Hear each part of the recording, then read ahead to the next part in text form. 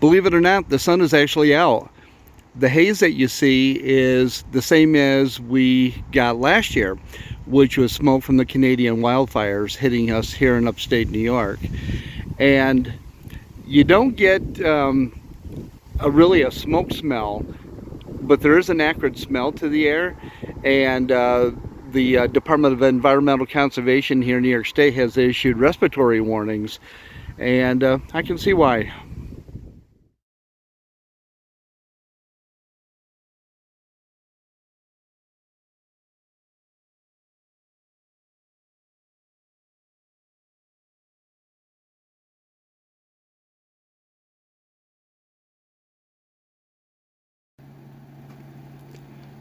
When I'm out and about, I like to use hand sanitizer quite a bit, especially when you go to the gas station. You know, you're handling the pump nozzle that hundreds of people already have handled it before you, and especially after COVID, you got to take some precautions. And I just didn't think that a bottle of antibacterial soap, even with two-sided tape stuck to the bottom of it, would stay here on the counter. You know, you get driving along, you hit some bumps, and next thing you know, boom, it's gone. Next thing I thought of, it might be the best and look the best, would be to install a pump soap dispenser that attaches right to my countertop. All I have to do is drill a 1-inch hole, insert this down into the hole, put the washer on, put the lock nut on. This screws on down at the bottom, and then that allows the bottle, the soap dispenser itself, the bottle, to screw on to that. And anytime you want to change it, all you have to do is pull the unit out, and they even give you a funnel with the kit so that you can fill through the hole into the bottle without ever having to remove it. So we'll give that a try and see if that works.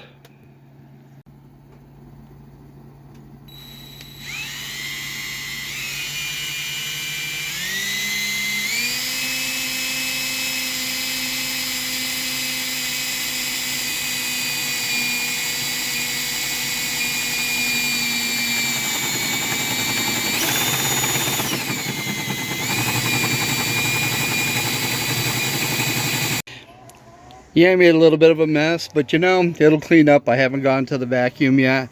And I started drilling the hole from the top, and then once the point of my saw came through underneath, I drilled from underneath, and they gave me a nice smooth hole on the top and the bottom so it didn't all break out. And now we'll see if this fits in there. That'll work perfect.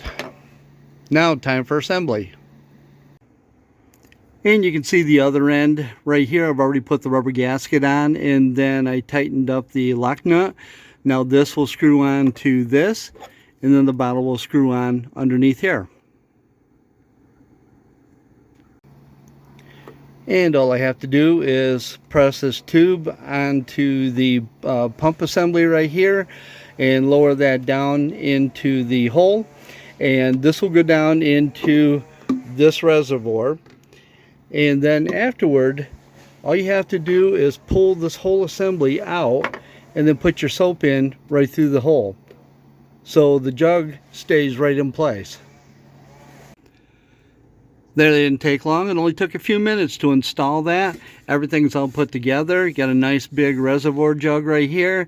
And the nice thing about it, when you need to fill it up, you just pull the assembly up through, take that out, and they give you a little bit of a funnel to stick in there, and you can fill it back up again.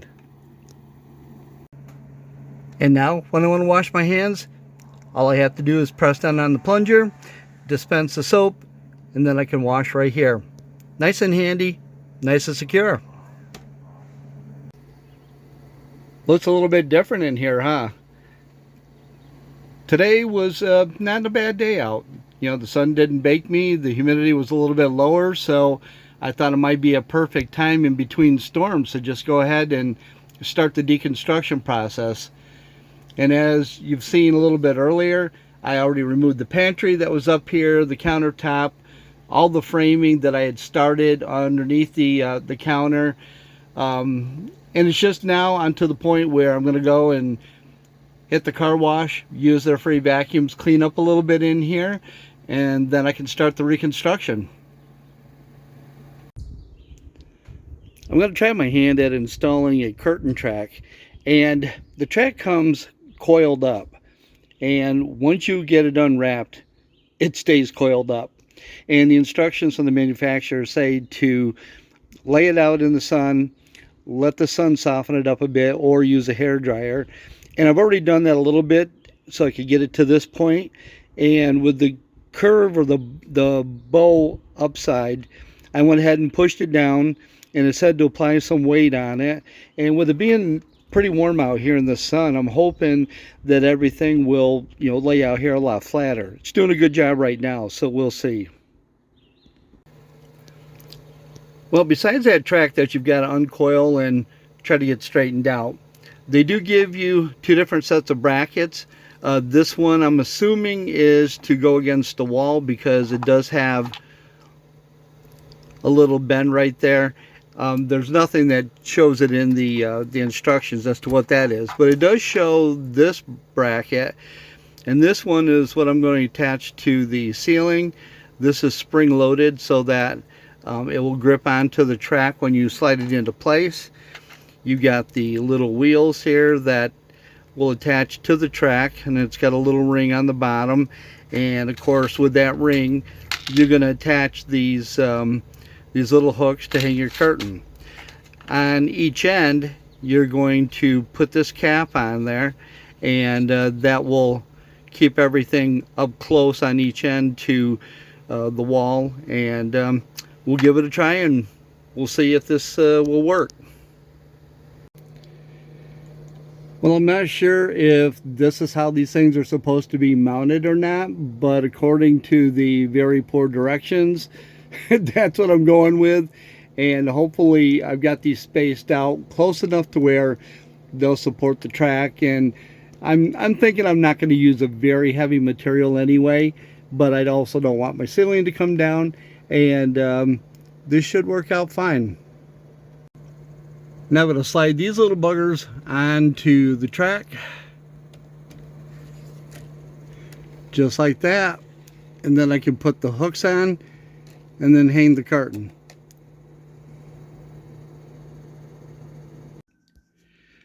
Now, I don't want you all to go ahead and start thinking that I know what I'm doing, because I really don't. The directions aren't bad.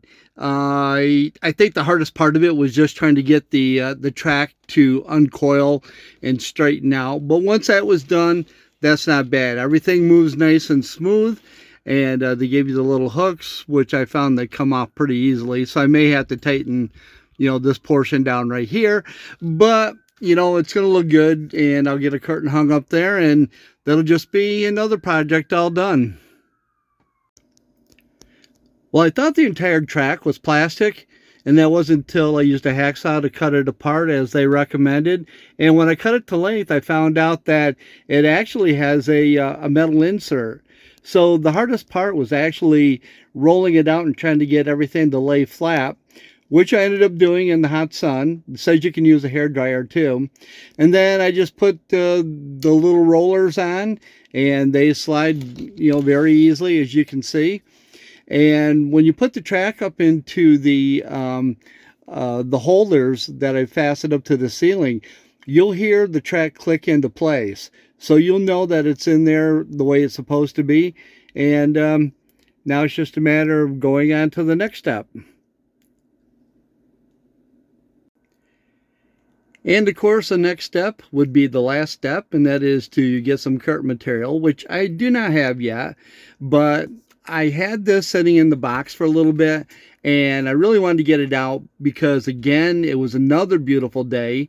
It was a little bit warm in the van, but, it ended up, the humidity was down low, so I wanted to try to get some more projects finished up when I could, and this was one of them. So I'll call this complete, even though I don't have the curtain material yet. Okay, now I'm headed to the sawmill, and I'm going to see if they've got a piece of live edge that I can pick up from my countertop, which is something I was originally going to do and didn't. This time I'm going to change it.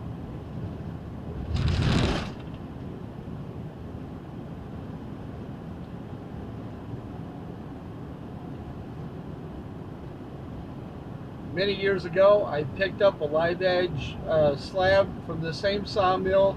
I used it for a bar top at my home, and I'm sure these got something I can use here now.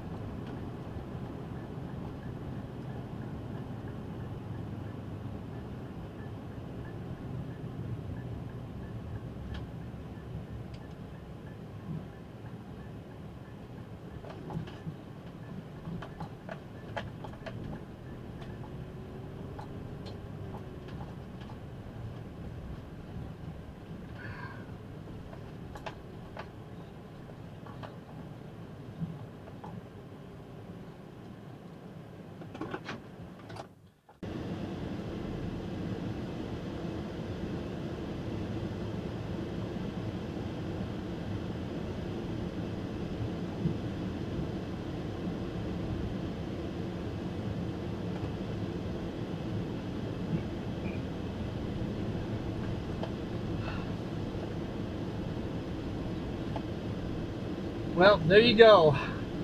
I'm leaving the sawmill with a 5-foot piece of live edge that's 2 inches thick.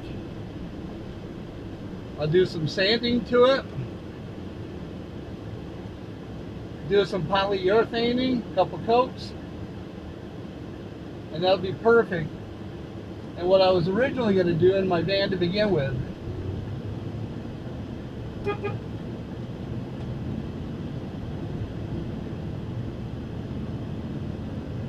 And the price was right. I got that beautiful flat live edge for $20. Can't beat that at all. Well, there it is. I finally got the 2-inch live edge slab that I wanted for a counter. Nice and straight. It's flat on the bottom, which is great, flat on the top.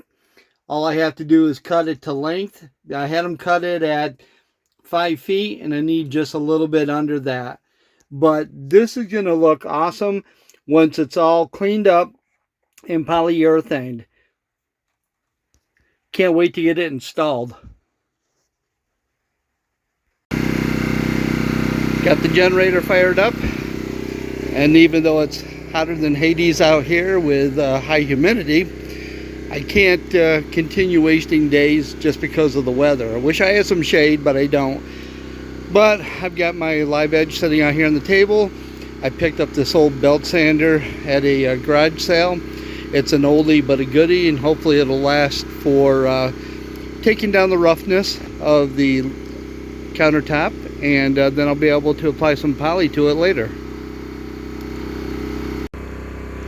Well, the oldie but goodie belt sander had a sanding belt on it. Seemed like it was pretty fine, and actually I started out sanding this. This is super smooth already, and I just barely touched it.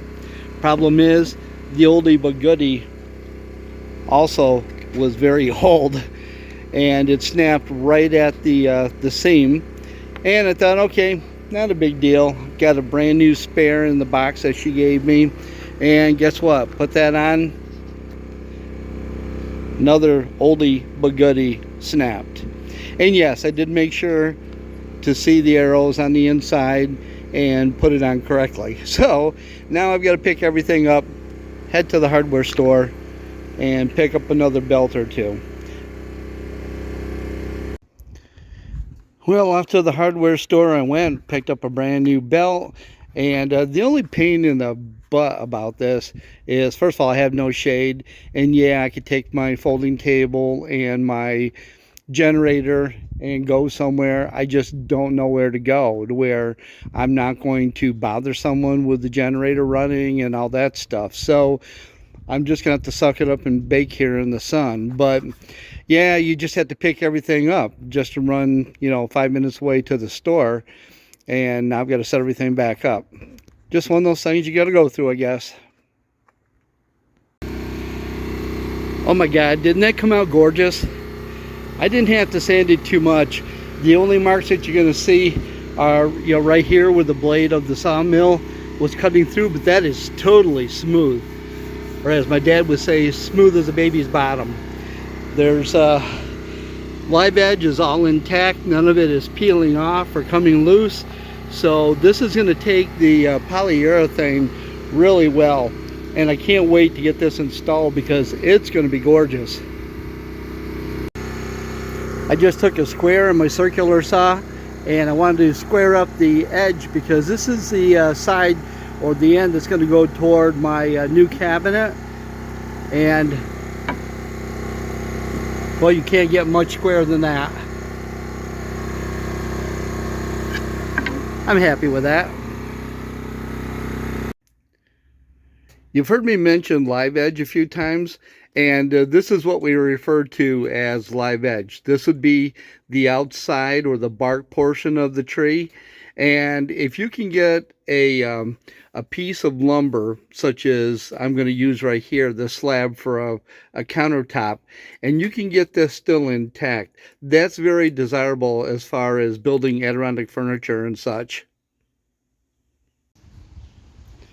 Boy, this year is almost a repeat of last year, but last July we ended up having about 41 tornadoes. I think that was the count that actually touched down here in New York State, and the weather has been kind of the same. I mean, super hot, humid days, and then switching off to torrential downpours. So it's kind of, you know, kept me from doing a lot of stuff as usual. Now I have blue skies when I pulled in here a few minutes ago. Then I started hearing some rumbling, and this is what I'm seeing now. So I'm sure we're going to get hit with another torrential downpour very, very shortly. Well, looks like I got everything closed up just in time. Didn't get much work done, but the skies are getting ready to open up here. Woohoo! I guess it's time to get inside. Yep, that was just in time.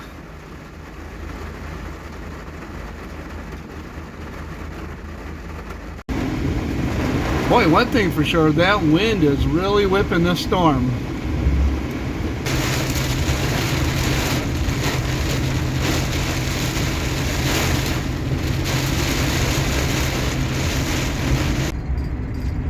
I have to drive over a mountain to go to and from my storage unit.